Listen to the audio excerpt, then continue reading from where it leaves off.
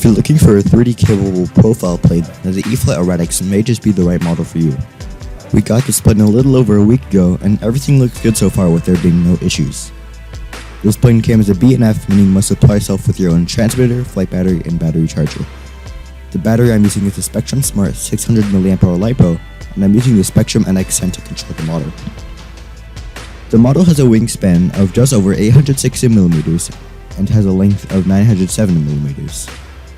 Because the plane is blind flight, it comes with all of the electronics pre-installed straight out of the box. So it comes with a 9-gram sub-micro digital servo for the ailerons using a push-pull mechanism, and for the tail there's a 8-gram sub-micro digital servo for the elevator and a 8-gram sub-micro digital servo for the rudder. The motor is also pre-installed, and it's an Avion 1200 kV brushless outrunner motor. My first flight on this model was alright.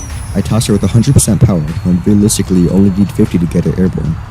She was also quite twitchy for my liking, so I had to lower the rates from 100 to 90 and raise the expo to 30%. She was also quite untrimmed, so once I got everything sorted out, she actually flew really nicely and she was really stable in the air.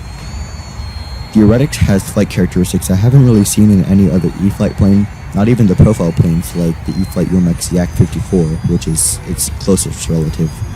And I mean, it's not a bad thing, but I just wasn't used to it. But my 3D maneuvers were really easy on this model, and I didn't really have to put any input to get it going.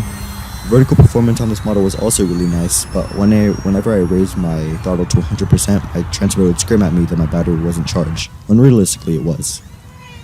My third flight on this model was when I really got her locked in and I felt comfortable with her. And I mean, she does fly a bit on the heavier side because her weight is kind of an issue. However, the power system could support it, so it's not really a problem, but it does fly a bit on the heavier side. The build for the Eratix goes by really quickly, and the first step is to insert the horizontal stabilizer into a slot that's on the rear of the fuselage.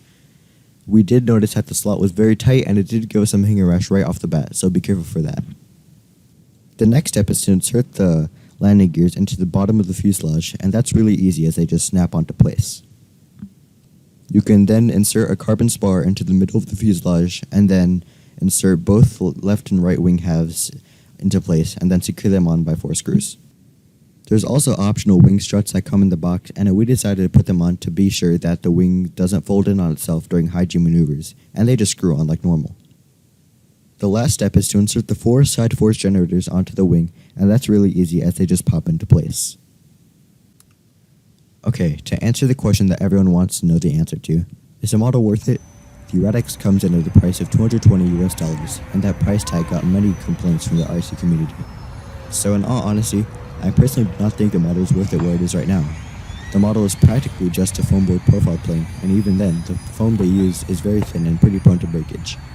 I mean, I guess the price point can be derived from the Spektrum electronics that are pre-installed on the model, but they really aren't necessary.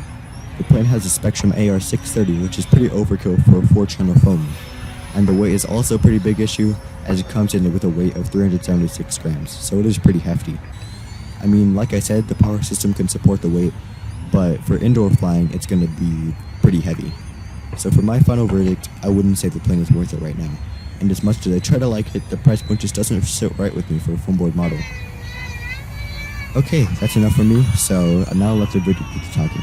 Thank you for watching, and have a great day.